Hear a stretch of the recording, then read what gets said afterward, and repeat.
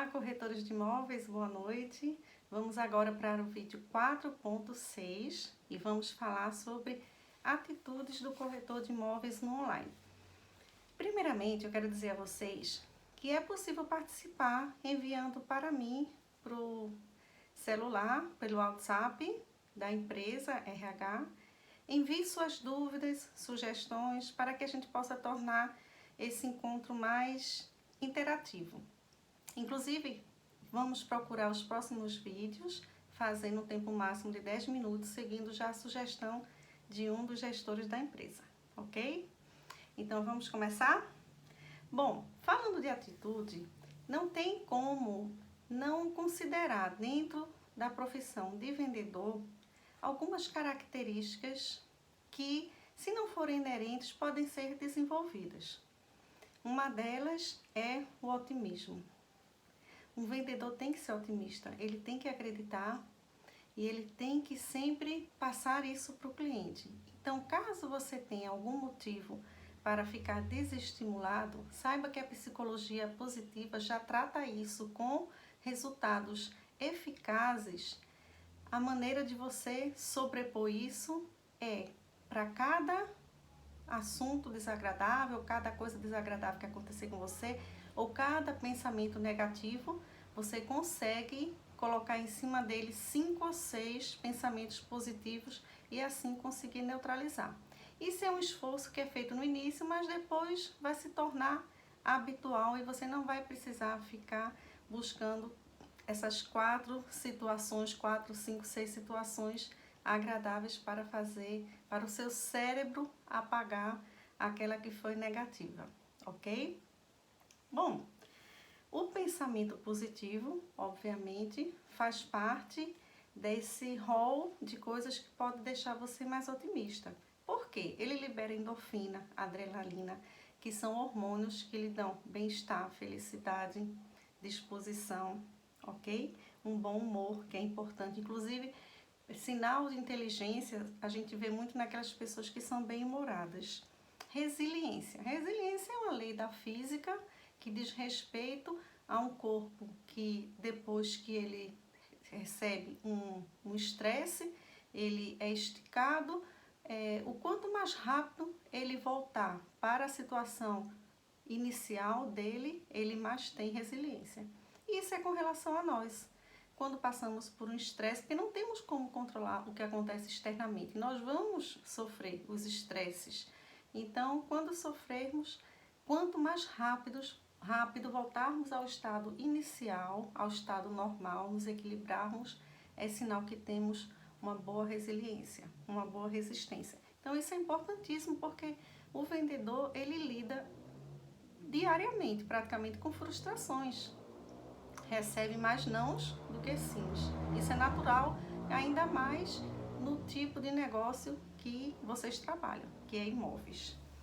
Iniciativa, porque o vendedor sempre é uma pessoa que sai na frente, tem que sair.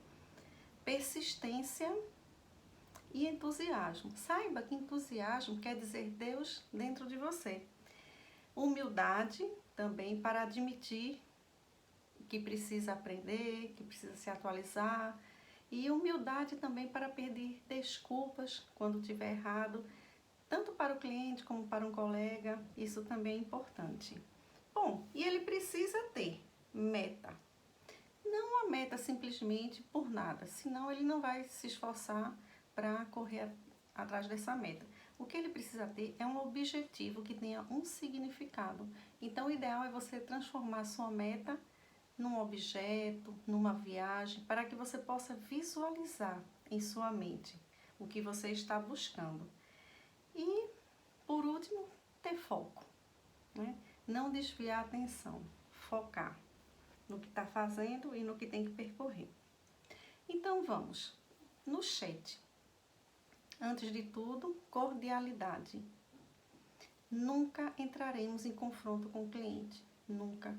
Nenhuma situação de desagrado, em que não consiga se comunicar bem com ele. O correto a se fazer é o seguinte: senhor fulano, senhora fulana, estou vendo que eu não estou conseguindo me fazer entender, eu vou passar o seu atendimento para o meu supervisor, para que ele dê continuidade e assim o senhor possa ser melhor atendido. É assim que nós devemos tratar. O gerente não está lá no momento, não precisa ser o gerente. O supervisor é um corretor que está do seu lado, que é mais experiente, se for possível, apenas para mudar a pessoa. Isso já faz com que o cliente se acalme. O fato dele falar com outra pessoa, ele já muda a postura dele, ok? Quando o cliente diz, eu não entendi isso, não estou lhe entendendo, é educado que nós possamos dizer para o cliente, desculpa, talvez eu não tenha me fazido entender pelo senhor fulano, pela senhora, tá certo? Vamos fazer assim. Tem um vício de linguagem que eu não falei para vocês no outro vídeo, mas que ele tem uma conotação muito ruim quando a gente escuta com muita frequência. Algumas pessoas falam direto, entende, entende, entende, mas direto que eu digo assim, é uma frase sim, outra não. Isso soa pra gente, além do incômodo da repetição, soa como se fosse assim, você não tem condições cognitivas de entender, eu tenho que ficar perguntando. Então, é melhor tirar esse vício de linguagem, tá certo? Outra coisa, a fluência. Quando for conversar com o cliente no chat, não faça várias perguntas de uma vez só. Faça uma pergunta, até para economizar mesmo, para ter assunto. Faça uma pergunta, uma linha só. O ideal é que seja apenas uma linha, não fazer uma pergunta enorme ou várias perguntas de uma vez só. Ou então assim, faz uma pergunta, aí dá enter, enter. Esteticamente fica feio, fica uma conversa estranha e não flui. Quando você olha, parece que não está combinando, parece que você não está no mesmo ritmo que a pessoa, não está tendo ali rapport entre as pessoas, tá certo? Desinteresse pelo cliente. O que é isso? Você recebe um cliente, fala com ele, mas ele tem interesse no outro segmento. E, infelizmente, nós já vimos corretores simplesmente descartar o cliente, não passar para um colega. Então, gente, além de ser uma descortesia com o cliente que nós não estamos atendendo, além disso, é cruel com o colega, né? Então, senhor, tem um profissional que é especialista nesse segmento, eu vou passar para ele, vou transferir. Como o senhor gostaria de ser atendido? O senhor quer que entre em contato e fale no WhatsApp?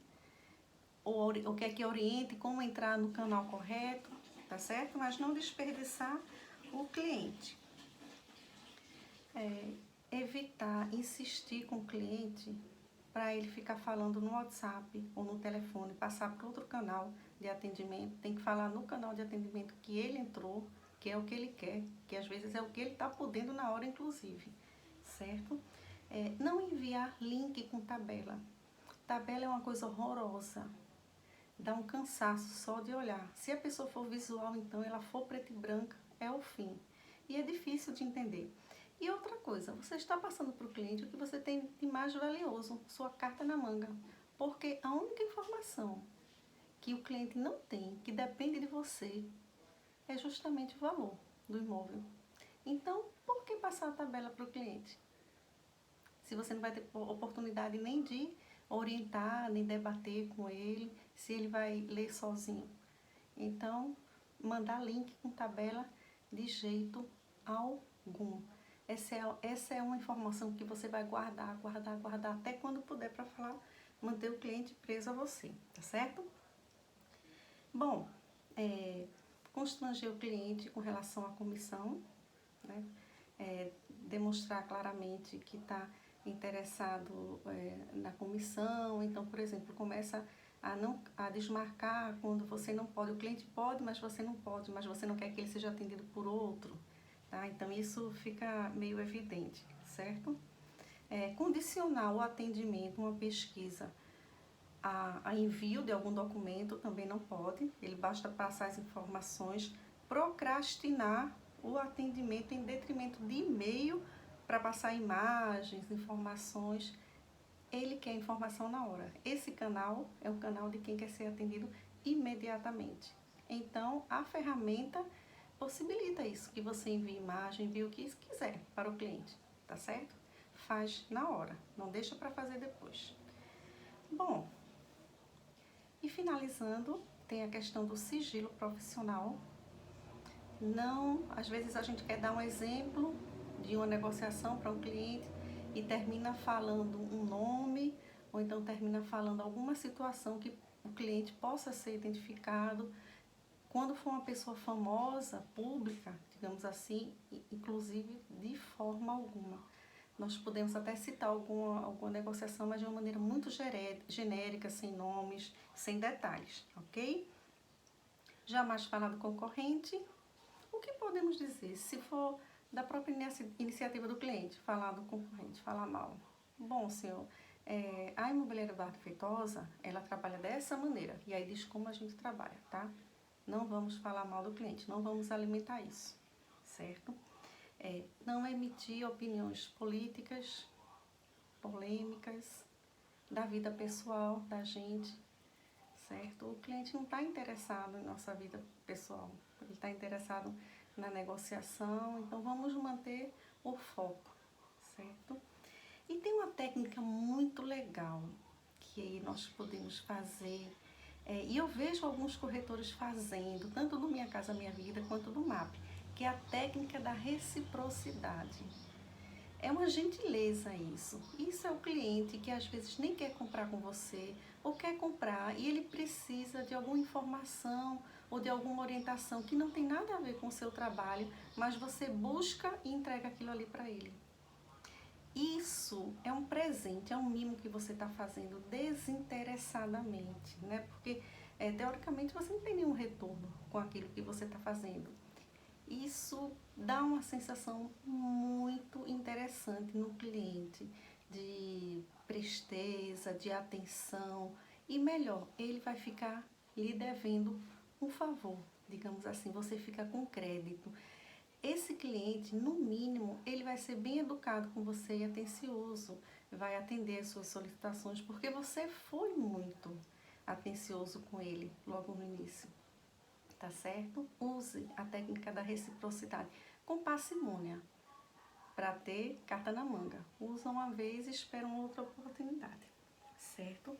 Então, por fim, sempre dizer a verdade para o cliente, não mentir, porque confiança é muito grave. Se o cliente não interromper uma negociação porque não confia mais no corretor, ele pode levar à frente, mas com certeza ele não vai mais indicar você. E é importante que no final do atendimento, sempre você peça indicação. Você peça pelo menos um nome, um telefone de alguém do círculo de amizade do seu cliente para tentar entrar em contato e iniciar uma nova venda, um novo relacionamento, um novo cliente para a sua carteira, ok? Nos encontramos então no vídeo 5.6 amanhã e vamos falar sobre técnicas de vendas. Aguardo vocês!